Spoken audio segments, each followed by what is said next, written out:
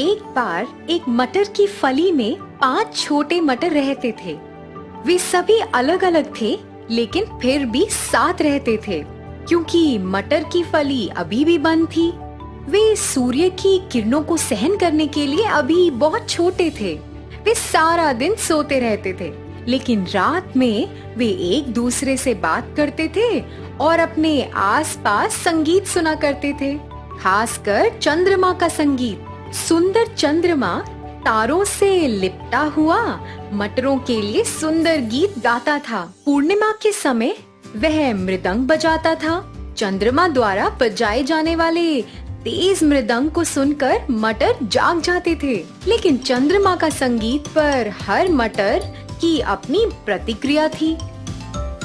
मुझे मृदंग की आवाज बहुत पसंद है, बूम बूम बूम।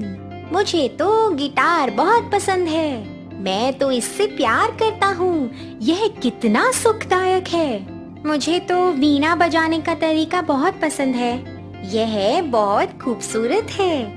आहा, इतना मधुर। ओह, यहाँ शांति क्यों नहीं है? संगीत को भूल जाओ। मुझे जितना हो सके उतना सोना पसंद है। चौथा मटर बहुत आलसी था।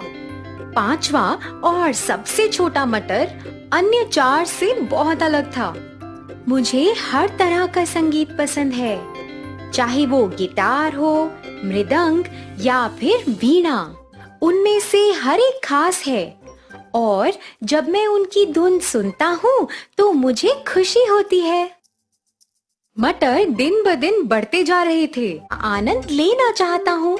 आप जो करना चाहते हैं वो करो, मैं तो बस सोना चाहता हूँ। चलो कोशिश करते हैं।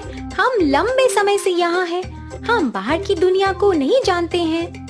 उन्होंने अंत में इसे एक साहसिक कार्य के रूप में लिया और एक एक करके वे फली से नीचे खिसक गए।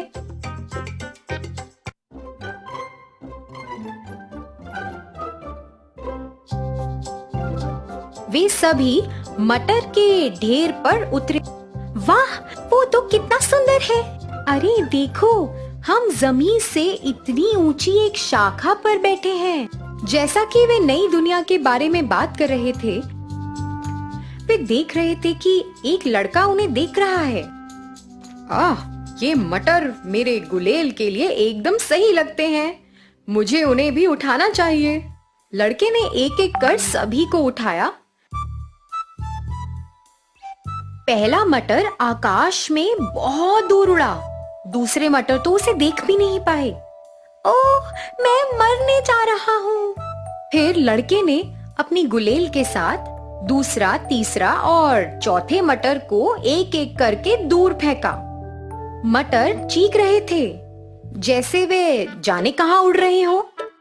फिर सबसे छोटा मटर उड़ा। वाह, मैं तितली की तरह बादलों में उड़ रहा हूँ। मुझे एक ऐसी जगह ले चलो जहां मैं महान जीवन जी सकूं। सबसे छोटा मटर एक खिड़की पर उतरा। जैसे ही उसने खिड़की से झांका, उसने देखा कि एक छोटी लड़की बिस्तर पर सो रही है। वे अस्वस्थ थी और लगातार खांसी कर रही थी। उसकी माँ उसे खाने के लिए कह रही थी, मेरी बेटी, कुछ खाने की कोशिश करो, ये तुम्हें बीमारी से लड़ने की ताकत देगा। मुझे माफ कर दो माँ, मुझे खाने का मन नहीं कर रहा। अगर तुम नहीं खाओगी तो कैसे मजबूत और स्वस्थ बनोगी? मटर ने देखा कि माँ, मेरी बेटी, कुछ खाने की कोशिश करो, ये तुम्हें बीमारी से लड़ने की ताकत देगा। मुझे माफ कर दो माँ, मुझे खाने का मन नहीं कर रहा। अगर तुम नहीं खाओगी तो कैसे मजबूत और स्वस्थ बनोगी? मटर ने देखा कि माँ छोटी लड़की को खिलाने की कोशिश कर रही थी, लेकिन लड़की खाने के लिए बहुत बीमार थी। लड़की के लिए माँ बहुत चिंतित लग रही थी। रात में जब लड़की सो गई तो मटर ने लड़की की माँ और उसके लिए प्रार्थना की और वह उनके लिए बहुत दुखी भी हुआ। वह मदद करना चाहता था। देर रात मटर ने खिड़की के माध्यम से कमरे में प्रवेश किया। चंद्रमा की रोशनी के साथ मटर ने लड़की के लिए मृदंग के साथ एक गीत गाया। अरे वहाँ कौन है? मुझे अभी कुछ आवाज सुनाई दे रही है। ये मैं हूँ, मैं यहाँ खिड़की में हूँ। अरे क्या तुम बोल रहे हो? मैंने पहले कभी मटर बोलते हुए नहीं देखा। मैं गा भी सकता हूँ। मैं आपके लिए चंद्रमा के मृदंग के साथ एक गीत गा रहा था। क्या? चांद का मृदंग? मैंने तो इसे सुना नहीं।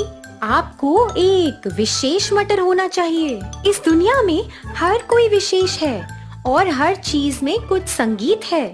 हमें सिर्फ ध्यान से सुनना है। आपके कहने का ये मतलब है कि मैं चांद का मृदंग सुन सकती हूँ? इस दुनिया में सब कुछ संभव है यदि आप विश्वास करते हो।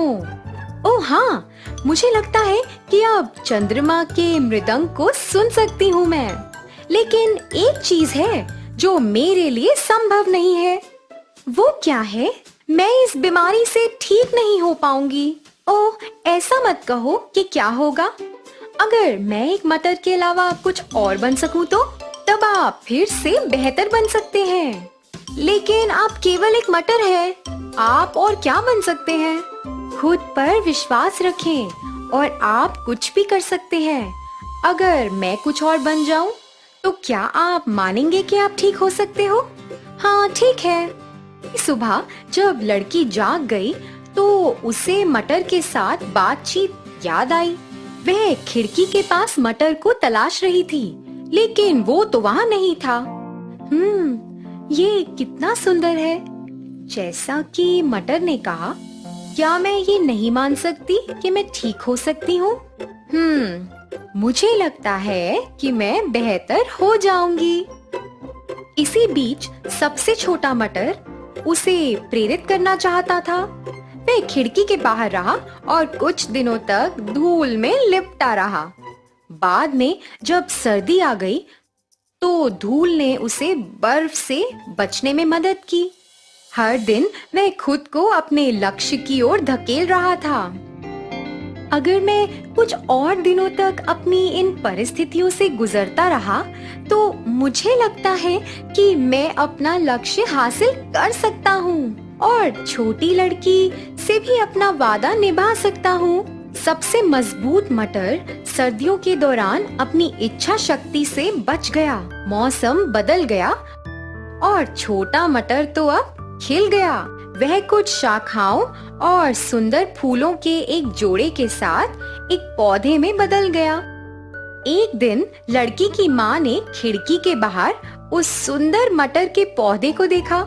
देखो मेरी बेटी, ये हमारी खिड़की पर एक मटर है।